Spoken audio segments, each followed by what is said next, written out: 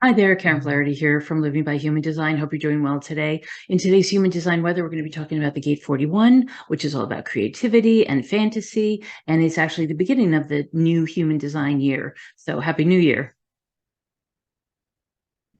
Okay, so we got the Sun in Gate 41. It started on January 22nd. It runs until January 27th. And so this January 22nd is basically the beginning of the Human Design New Year. It's the Lunar New Year. It's the beginning of the Chinese New Year, which goes until February 5th. And it really is a time when people really can start things. Literally, the Gate 41 is called the start codon in the Human Design world. It's right down here at the base of the root, and so really it's all about getting things started. In the if you were to look at the codon, the actual code of our bodies in biology, there's only 4 letters that make up all the codes: C, A, T, and G. The code ATG is the star code. In the star codon, as it's called, whenever the body sees an ATG, obviously it looks different. It's not letters in our body. It looks different, but whenever it comes up to that code that signifies the ATG, it starts something. It starts the creation of the heart muscle, in an embryo. It starts the creation of the brain in the embryo. It starts the creation of a number of different things. It starts the healing process in us when we need to heal. It starts a lot of different things in the body. And so this is why we say that human design really is about biology, as well as all those other things, modern math and biogenetics and the quantum physics, all of that. But it's about biology. It's about us as a human form. And this is what's pretty cool about it. And so with this Gate 41, every year, it starts right around January 21st or 22nd. The 41, it becomes the gate the 41 is the gate that's in the transits, and that starts, on the 22nd, and then it continues for the rest of the year. And so it's these 64 gates that, run around in a circle every single year. So we've also got the Gate 31, which is the gate of influence. And so this entire week, it turns out that the energy centers that will be defined are the root down here and the solar plexus, which is all about the emotions. The root is all about groundedness and stress and adrenaline. And so those will both be defined all week, because the 41 is up in the conscious sun, and then the 30 is down here in Saturn. And so we'll have those all week, and we'll have the emotions or the feeling of emotional energy with the solar plexus, and the feeling of groundedness and rootedness with the root center. And at this point, no planets are retrograde. Mercury retrograde finished last week, and right now there are absolutely no planets that are retrograde, which is a little unusual, but that makes it a time for moving forward. If you have projects, this is a great time. I'll show you to making up the whatever New Year's resolutions you want to do and actually starting them, because this is a week that's all about starting things. And so take advantage of that. So we've got this Sun in Gate 41, which is called the Gate of Fantasy. It's also called decrease or contraction in the original I Ching, because it's again, like last week's Gate 60, where it's theoretically about evolution and growth. It's also called limitation, right? This one's also about decrease or contraction, but that limitation of resources maximizes the development of potential, right? So we decrease a bit and then we move forward. We decrease and then we move forward. We decrease and then we start, right? It's the start codon. The incarnation crosses this week are the crosses of the unexpected, fantasy, and the alpha.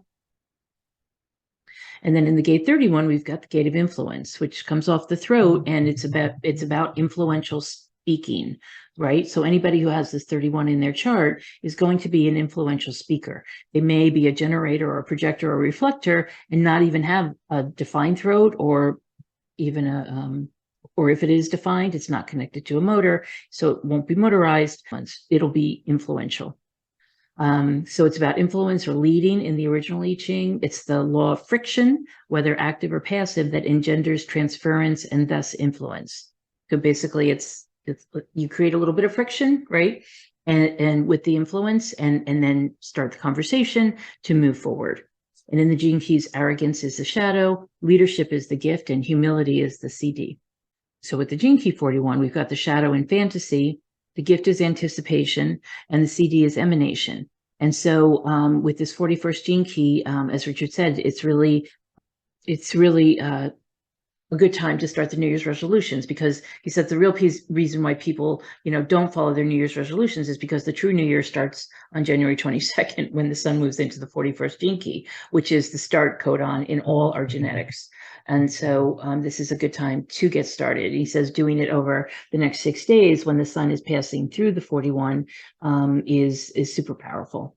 And he says most people therefore make their resolutions in the old energetic year, right? That January 1st timeframe, but that's when there's the gates at that point are actually provocation and fighter, and so it's not a very good energy to actually start those in. That's why most of us have given up on them by now. And so I'm just saying, if there's anything that you do have in your purview that you would like to get started this year, or accomplished, or set up as a goal, or some kind of an intention, now's a good time to do it. So if you didn't do it on the 1st, or if you want to redo it, now's a great time to do it.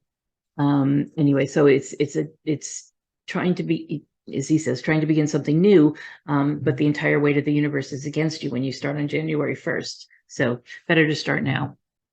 Anyway, it makes it a lot easier to get started and to actually follow through on them. It's a much better time to do that. So the number of personalities born during this period, they have the right ankle cross of the unexpected, fantasy, and the alpha. Paul Newman is somebody we're going to take a look at today, but as you can see, there's a bunch of other people who are usually associated with creativity. Mozart was probably, one of the ones you would recognize easily as being someone who was very creative, and he basically would allow himself to get to a place of quiet that allowed the inspiration to come, the creativity to come. And he could, okay, so Paul Newman was born on January 25th, 1925. He was born in Cleveland, Ohio. He's a projector with a 5-1 profile, and he's a left angle cross of the alpha. He's, as you probably know, an American actor. He's a film director, race car driver, philanthropist, and entrepreneur. He's the winner of numerous acting and racing awards, and he's the co-founder of Newman's Own, which is an organic products manufacturer and distributor of salad dressings and pasta sauces and all kinds of things, and even coffee.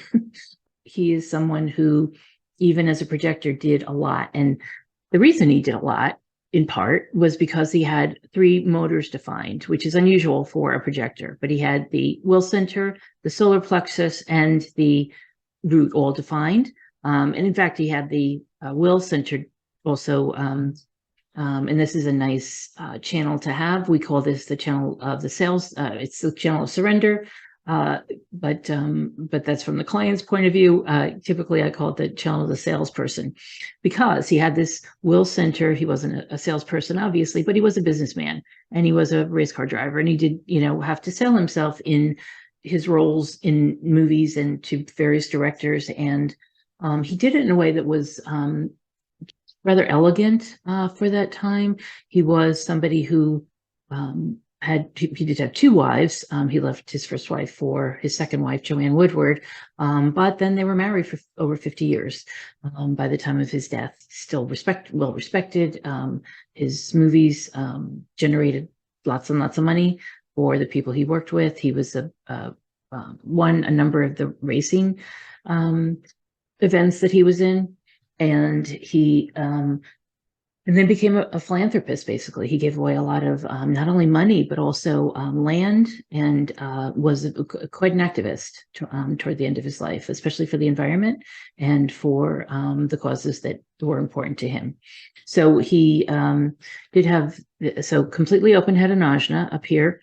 Of course, he did have that 41 in his conscious earth, 31. So he was an influential speaker when he spoke.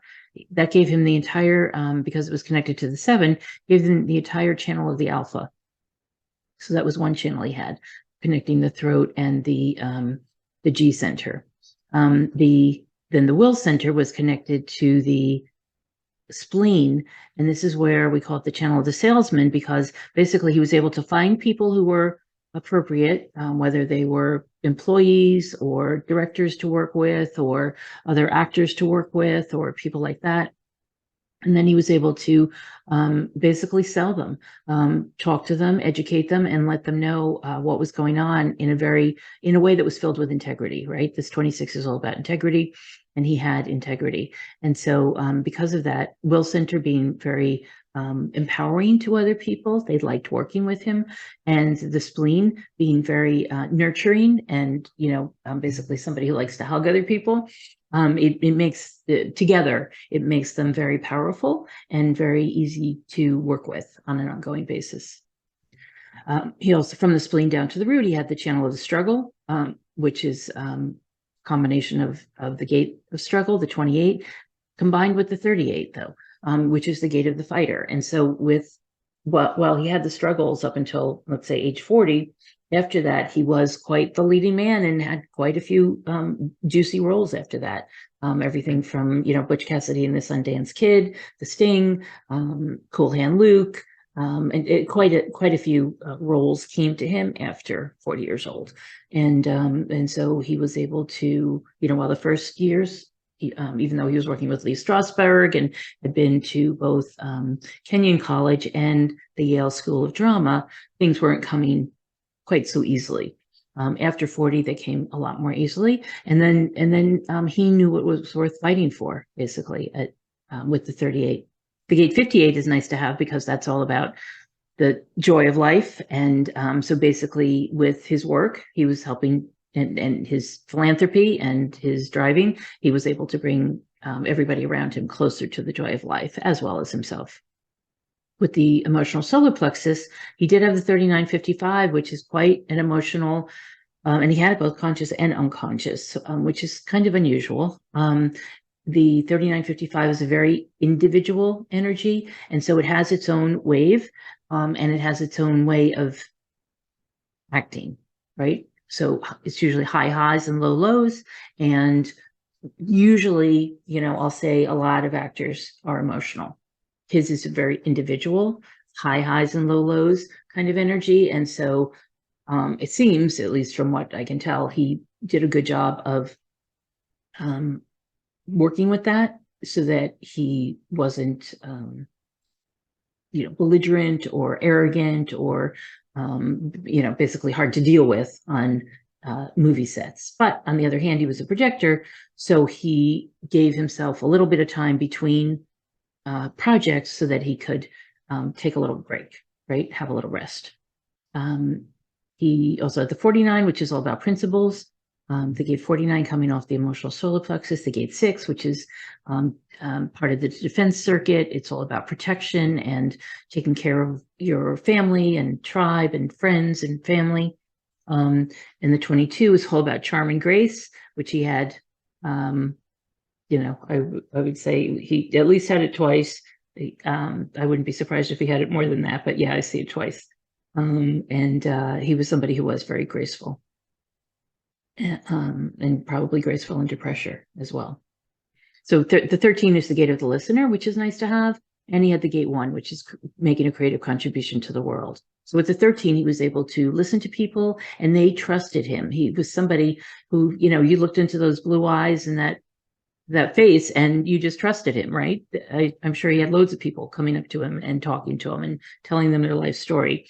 It's that kind of energy. But he also had the 1, which is all about making a creative contribution and doing, something that's really pretty extraordinary. He had the open head in ajna, so he only had a few gates off here. He had the 4, which is the possibility of answers, the 24, which is rationalization, and the 11, which is the gate of ideas. So while he might have had a lot of ideas, some of them were answers, some of them were not, but he could rationalize between them. And so that was his basic thinking process. And he did that quite well. Obviously, he had this open sacral, just the 42 off that, which is all about finishing projects. So it made him good at finishing the projects he got involved in. And he was somebody who could basically take in the energy of other people or around him as a projector and then amplify it. So while he might seem to have a lot of energy, it was really his amplification of other people's energy that kept him going while he was on a set or on a race car track or anywhere else he was. Will mention that the combination of the sales channel and this one defense circuit gate probably are what had him, and then, the channel of struggle. 3955 is all about provocation, bringing people closer to spiritual abundance. And so he was all about quite a few different things, right? So the Newman zone basically gives away all its profits. A lot of it went to his camps for seriously ill children, chronically ill children, that were set up for in the summertime. There was the hole in the wall gang camps, and after the name from the Butch Cassidy and the Sundance Kid gang, and he was doing that for a long time, 30, 40 years while he was alive, with those camps. And he was also very much, he started a safe water philanthropy that helped people in different cities have safe water, which, at the time in the 90s was pretty much ahead of its time. People weren't necessarily focused on that at that point as they are now, right? Like with Flint, Michigan, and in Mississippi and other places where water has become endangered for those people. But he was working on it a long time ago. And he was very much a proponent of using safe nuclear energy for energy sources, and at one point said that he'd vote for anybody who would give him a cold beer and a safe nuclear energy plant. So he got involved in politics to a certain extent, and was pretty vocal in some of those campaigns. And of course, I should mention he's got that 41, which allowed him to be a really creative source for himself, but also probably for other people, as a director, as a race car driver, in his philanthropy work, philanthropic work, and lots of other ways. So he and his wife made a great pair in terms of acting, but also in terms of the work that they did outside of acting. So that's Paul Newman. Happy birthday, Paul, in heaven, and hope you guys have a great week, a good week to set your intentions and figure out what it is you want to do this year and how you want to do it. And I find the best way to do those is to write them down, whether it's a journal or notes on your phone or something like that. But using your using your hand to write with actually makes the connection from the hand to the mind, and is actually very significant when it comes to actually putting your wishes out into the universe, your intentions to the universe, so that they're not just wishes, and that they actually do come to pass for you. So have a great week, and I'll talk to you next time. Thanks.